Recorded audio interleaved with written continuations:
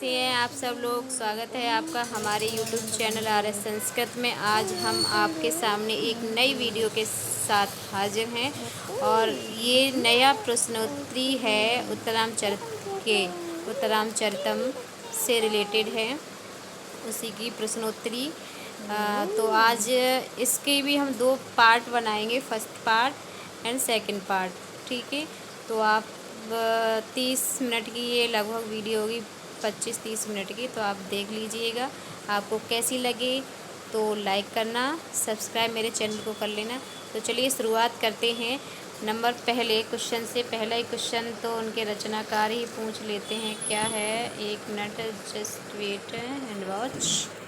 देखिए, उत्तर रामचरित की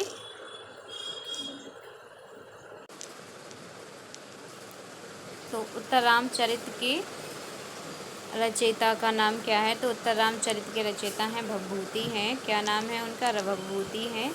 लेखक रचयिता भवभूति हैं। आगे चलते हैं। नंबर 2 पे आता है कि उत्तर रामचरित में कितने अंक हैं? ये कॉमन सी बात है, शायद सबको पता हो। तो 7 अंकों का ये उत्तर रामचरितम है और इसके 7 अंकों में टोटल श्लोकों की संख्या 256 है, यानी कि 256। कितने हैं? 256। उत्तर रामचरितम की जो 7 अंक हैं उसमें टोटल श्लोकों की संख्या कितनी है? 256 है। और अगर इसके तृतीय अंक की पूछे, तृतीय अंक में कितने हैं, तो आप बताना कि कितने हैं। हो सकता है इसमें हो, लेकिन आपसे पूछ रहे हैं तो आप बताना कि इसके जो तृतीय अंक है, कौन सा अंक है? तृतीय अंक है, उसमें कितने हैं। ठीक है, तृतीय अंक में तीसरे अंक में कितने श्लोकों की संख्या है? तो प्लीज़ आप लोग बताइएगा, पता हो तो। आगे हो सकता है इसमें हो। उत्तर रामचरित में रामायण के किस कांड का वर्णन है? तो उत्तर कांड का है। उत्तर कांड का है, तभी तो माता सीता का वर्णन आया है ना, लव कुश का भी है ना, दुर्दशा बताई गई है। आगे देखिए, आगे चलते हैं। आगे क्या हमारा एक प्रश्न कहता है कि तृतीय अंक का नाम क्या है? तो तृतीय अंक का नाम है छाया अंक। क्या नाम है? छाया अंक है। तृतीय अंक की घटना किस वन से संबंधित है? तो ये तृतीय अंक की घटना किस वन से संबंधित है? तो दंडकारण्य पंचवटी। देखिए, ये वन था दंडकारण्य में, उसी में ही पंचवटी भी है। तो ये दंडकारण्य वन आ जाता है। ठीक है, पंचवटी। आगे चलते हैं। आगे शुरुआत है। तृतीय अंक में किसका वर्णन है? तो तृतीय अंक में सीता प्रत्याग के बाद की घटनाएं हैं। तो माता सीता का भगवान श्री राम के द्वारा त्याग कर दिया जाता है, तो उसके बाद की जो घटनाएं होती हैं वो इसमें वर्णन किया गया है। ठीक है, आगे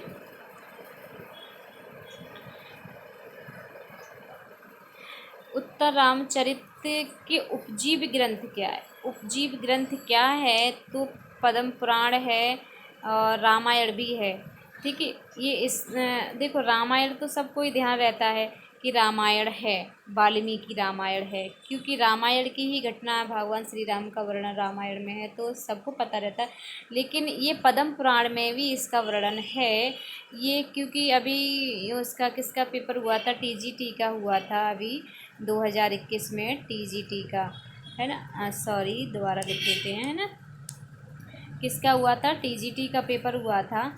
तो TGT का पेपर 2021 में ये जो हुआ था, उसमें किराता अर्जुनियम था।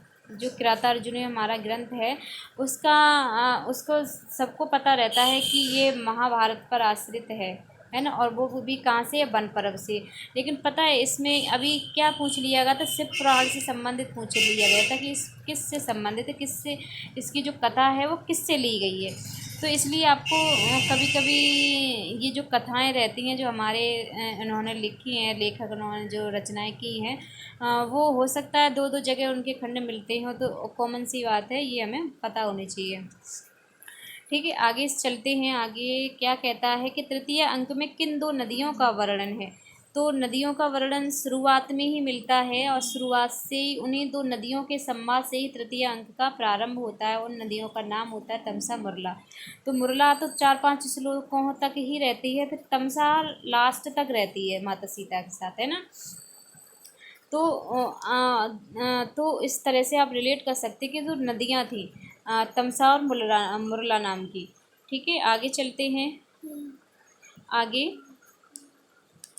अगस्त्य की पत्नी का नाम क्या था। तो अगस्त्य की पत्नी थी लोपामुद्रा। ये भी कई बार प्रश्न पूछा गया है। देखिए, हम जब सारे ग्रंथों का सब याद करते हैं ना, तो इस तरह से ये भूल भी जाते हैं कि अगस्त्य की पत्नी का नाम, वशिष्ठ की पत्नी का नाम, बहुत से ऐसे होते हैं क्वेश्चन जिसके नाम हम भूल जाते हैं। तो हम इसके लिए आपको ना, मेरे पास इस तरह के नोट्स बने हुए कि कौन किसकी पत्नी है किसकी नहीं है, अलग से ही मैंने अलग से बना रखे हैं, तो हम आपको वो भी बता देंगे। इस तरह से हम भूल भी जाते हैं, कभी कभी ऐसा होता है। और अब देखिए, उत्तर रामचरित में श्रेष्ठ नदी के बारे में बताया गया। तो श्रेष्ठ नदी गोदावरी है।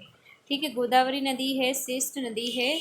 और इसके नायक किस कोट के हैं। तो भगवान श्री राम धीरोदात्त नायक हैं। इसकी संधि कर देंगे, इसमें वो धीर प्लस उदात्त है, धीरोदात्त है, गुण है। आगे देखिए, भभूति का स्थिति काल 700 ईस्वी के लगभग बताया जाता है। कौन से बताया, 700 ईस्वी के लगभग, यानी कि 650 ईस्वी से 750 ईस्वी के बीच का इनका काल माना जाता है। आगे देखिए, भभूति का जन्म स्थान कहाँ पर है। तो दक्षिण भारत के पदमपुर, यानी कि साउथ इंडिया। ये चीज़ जो आप दोबारा बना के दिखा देते हैं।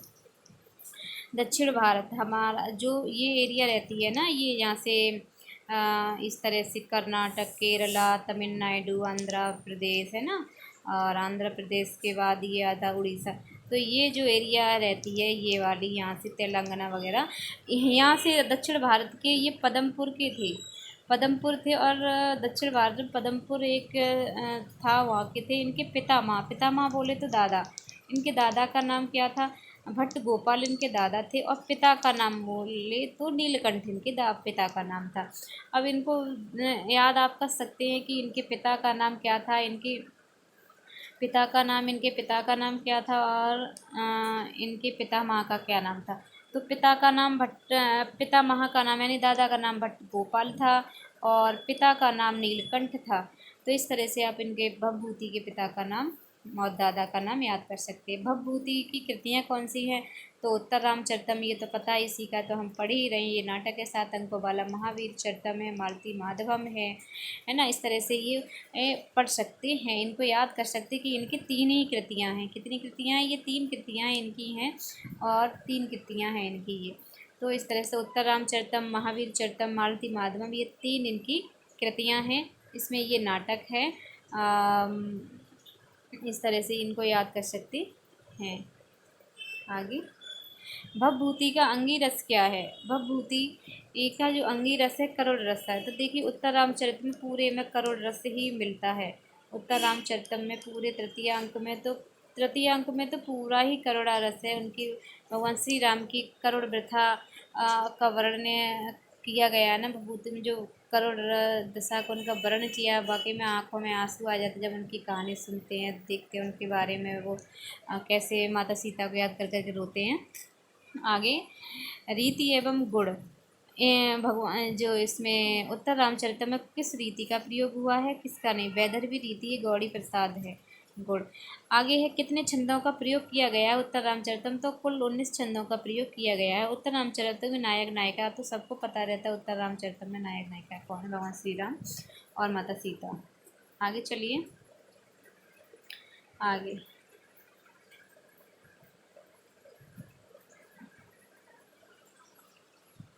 गुप्तचर का नाम। इसमें गुप्तचर का नाम तो मोस्ट इम्पोर्टेंट है, आप इसको याद कर सकते। दुर्मुख था। क्या था, मोस्ट इम्पोर्टेंट। मोस्ट इम्पोर्टेंट ये है दुर्मुख। भवभूति की माता, ये भी कभी कभी देखिए मुझे जैसे कि बाणभट्ट की, कालिदास की, भवभूति की, भारवी, भर्तहरि, बहुत सारे हैं। तो इस तरह से इनकी माताओं के नाम भी हमें ध्यान नहीं रहते हैं कभी कभी, तो आपके लिए हमने ये अलग से और बना देंगे। पहले तो इनकी माता का नाम क्या था? क्या है बेटा, आप डिस्टर्ब मत करो मुझे। तो इनकी माता का नाम जतकरणी था। इनकी माता का नाम, भभूति की माता का नाम जतकरणी था। इनका गोत्र पूछे जाए तो काश्यप गोत्र में इनका जन्म हुआ था। अब भभूति किस शाखा का अध्ययन करते थे, है ना? तो तैत्तरीय शाखा का अध्ययन करते थे। ये तैत्तरीय शाखा किससे संबंधित है? तो ये ऋग्वेद से संबंधित है। किससे संबंधित है ये तैत्तरीय शाखा? ऋग्वेद से संबंधित है। ऋग्वेद, ठीक है, ऋग्वेद से संबंधित है ये तैत्तरीय शाखा। आगे पूछा जा सकता है कि जो हमारा इनके द्वारा रचा गया ये महावीर चरित्र था, इसका अपर नाम क्या था? तो वीर चरित्र इसका अपर नाम था। कौशल्याजनक संवाद किस अंग का नाम है? चतुर्थ अंग का नाम है। उत्तर रामचरितम किस विधा के अंतर्गत आता है? तो ये रूपक के अंतर्गत आता है, ये एक नाटक है। ठीक है, आगे चलिए, आगे देखते हैं। भवभूति ने प्रकृति का वर्णन भवभूति ने प्रकृति का वर्णन किस रीति में किया है? किस रूप में किया है? तो गौड़ी रीति में किया है। प्रकृति का वर्णन एकदम गौड़ी रीति में किया है। भवभूति ने नाटकों की वृत्ति कैसी भवभूति ने नाटकों की वृत्ति कैसी है? तो अविधा वृत्ति है। अविधा वृत्ति बोले तो जैसा जैसा कहा गया ठीक उसका वैसा ही अर्थ लेना ही अविधा कहलाता है। ठीक है, आगे चलते हैं, आगे क्या कहता है, आगे देखिए। आगे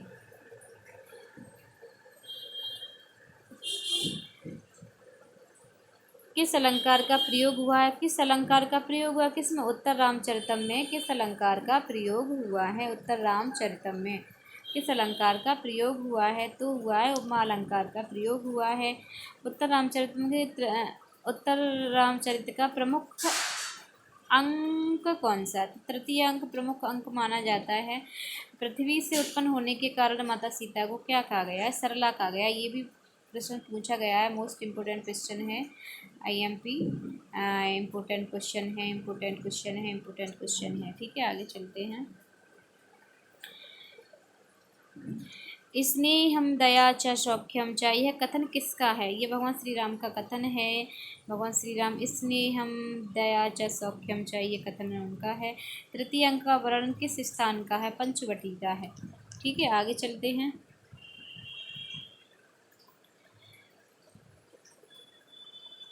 एक मिनट, मैं आपको पहले वो कराना भूल गई थी, पहले ये करा दूँ, है ना, उसके बाद ही ऊपर वाले कराऊँ। हाँ, तो ये सही था क्रम।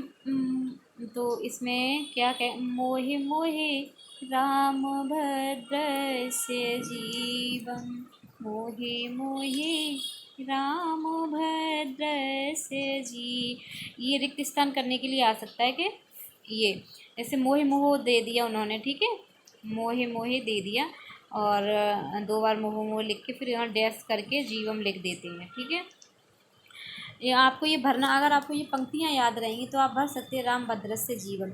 इस तरह से ये गा के याद कर सकते हैं। गाओ, कितना सुंदर लगता है गाने में। मोहि मोहि रामभद्र से जीवम, मोहि मोहि रामभद्र से जीवम। आगे एको रसा करोड़ एवं निमित्त वेदात, तो वहाँ भी ऐसे ही फिल इन द ब्लैंक्स करने के लिए आता है, फिल करने के लिए आता है। ये ब्लैंक्स दिए रहते हैं, आपको फिल करना होगा। आगे देखिए, आगे क्या कहते हैं। राम भद्रो प्यागत एवेति तर्कयामी कथन, ये कथन किसका है? कौन कहता है? तो ये मुरला कहती है। राम भद्रो अप्यागतः एवेति तर्कयामी, ये कथन मुरला कहती है। आगे भवभूति के आश्रयदाता कौन थे? यशोवर्मा आश्रयदाता थे। आश्रयदाता राजा कौन थे? इस यशोवर्मा को माना जाता है। ठीक है। आश्रयदाता का मतलब बोले तो कि जिस समय ये भभूति थे उस समय देश के राजा कौन थे वहाँ के, तो यशो वर्मा थे, तो उन्हीं के आश्रय में इन्होंने ये रहते थे। अब आगे चलिए। भवभूति के गुरु का नाम था ज्ञान निधि, और ज्ञान निधि ये साहित्य की दृष्टि से माना जाता है। आपसे प्रश्न बन सकता है कि साहित्य की दृष्टि से भवभूति के गुरु का नाम क्या था, ज्ञान निधि। और कुमारल भट्ट किसके गुरु थे, तो ये भी भवभूति के गुरु, इनके गुरु दो थे। ये तो ज्ञान निधि पूछे तो साहित्य की दृष्टि से, कुमारल भट्ट पूछे तो भी इन्हीं के गुरु का नाम होता है। उत्तर रामचरितम के टीकाकार कौन है, टीकाकार होगा यहाँ पे, टीका लिख दिया है आप देख लें, घनश्याम है। ठीक, और कौन सी टीका, संजीवनी टीका। हाँ, ना ना ना, संजीवनी नहीं है, मैं अभी आपको बता दूँ, मुझे ध्यान नहीं है, शायद संजीवनी नहीं आई थी। आगे चलिए। वशिष्ठ की पत्नी का नाम क्या था, वशिष्ठ की पत्नी का नाम अरुंधति है, वशिष्ठ की पत्नी का नाम क्या है, अरुंधति है। और अभी आपसे प्रश्न आगे पूछा था, लोपामुद्रा अगस्त्य की पत्नी थी वो, ठीक है। और ये वशिष्ठ की पत्नी है अरुंधति। आगे क्या है,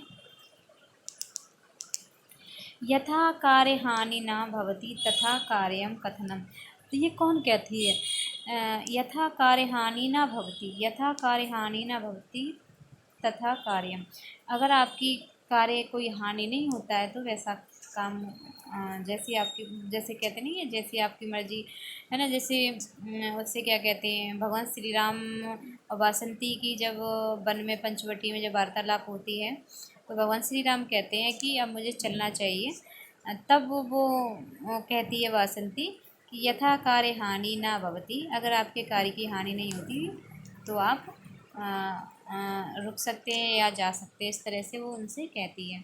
जैसे आप लोगों ने देखा होगा तो वो कहते हैं, जैसे आपके घर कोई रिश्तेदार है, कुछ भी दोस्त वगैरह आते तो बोलते हैं कि चलो हमें अब चलना चाहिए, तो आप कहते थे चलो, अगर कुछ काम नहीं है तो रुक भी सकते हो, है ना, इस तरह से वहाँ भी उन्होंने वासंती ने भगवान श्री राम से बोला था। एक और पंक्ति आती, पुटपाक प्रतीकासो रामस्य करुणा रसहा, यह कथन है किसका, तो ये मुरला का कथन है, शुरुआत की ही पंक्तियाँ हैं ये। पुटपाक प्रतीकासो रामस्य करुणा रसहा, ये मुरला की पंक्ति है। ये भी बहुत बार पूछी जाती, हमें मुरला, बासंती और तमसा में कन्फ्यूजन हो जाता है। तो देखिए मैं आपको एक बात बता दे रही हूँ कि जितने भी भगवान श्री राम के साथ कथन होंगे, भगवान श्री राम के साथ, है ना, तो वो सब बासंती से रिलेट करते, बासंती से ही, क्योंकि वो बात कर रहे हैं ना, भगवान श्री राम को तमसा दिखाई दे रही है ना, और ना ही मुरला, मुरला तो उस टाइम थी नहीं, मुरला तो इनके आने से पहले वहाँ से चली जाती है। और माता सीता के साथ, माता सीता के साथ अगर वो माता सीता कोई भी कथन कहती हैं तो सब वो तमसा से कहती हैं, किससे कहती हैं, तमसा से सारे कथन कहती हैं, ठीक है, इस तरह से आप ध्यान रखना।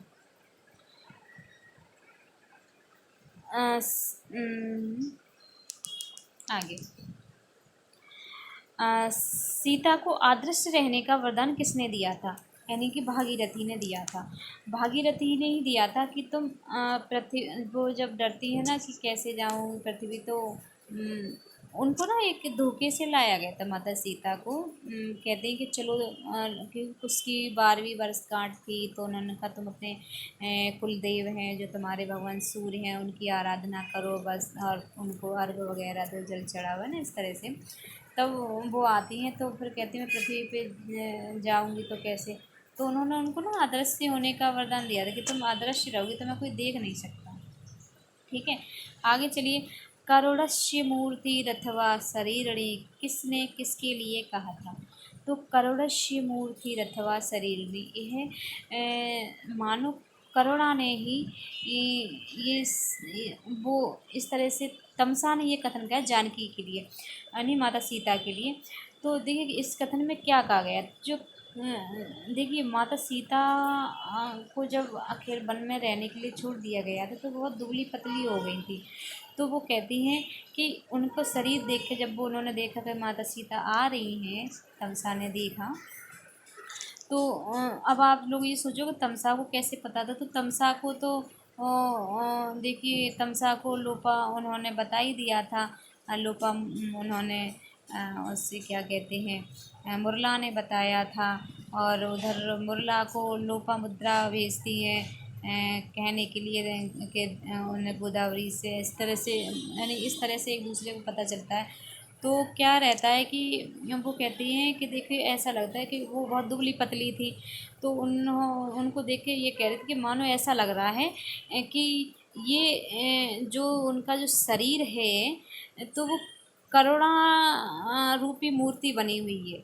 इस तरह से वो कहती हैं उनसे। तो आगे चलिए, आगे देखते हैं। राम दंडकारण्य क्यों गए थे? तो दंडकारण्य गई थी ये शंभुक का वध करने के लिए। ये भी क्वेश्चन आया हुआ है, शंभुक का वध करने के लिए दंडकारण्य गए थे। तो देखिए आगे, चलिए इतने हो गए और 6-7 और बचे हुए हैं ना। हाँ, आगे ये कुछ क्वेश्चन और रह गए, चलो ये भी करवा देते हैं, फिर ये वीडियो लास्ट करते हैं। लवकुश की 12वीं वर्षगांठ थी, ये तो आपको क्वेश्चन पता ही होगा। स्पर्श पुरः परिचितो नियतम स एव, है ना। ये कथन भगवान श्री राम का है। जब भगवान श्री राम माता सीता की याद कर करके मूर्छित हो जाते हैं, है ना, मूर्छित हो जाते हैं, तो मूर्छित हो जाते हैं तब माता सीता, तब वो घबरा जाती हैं माता सीता।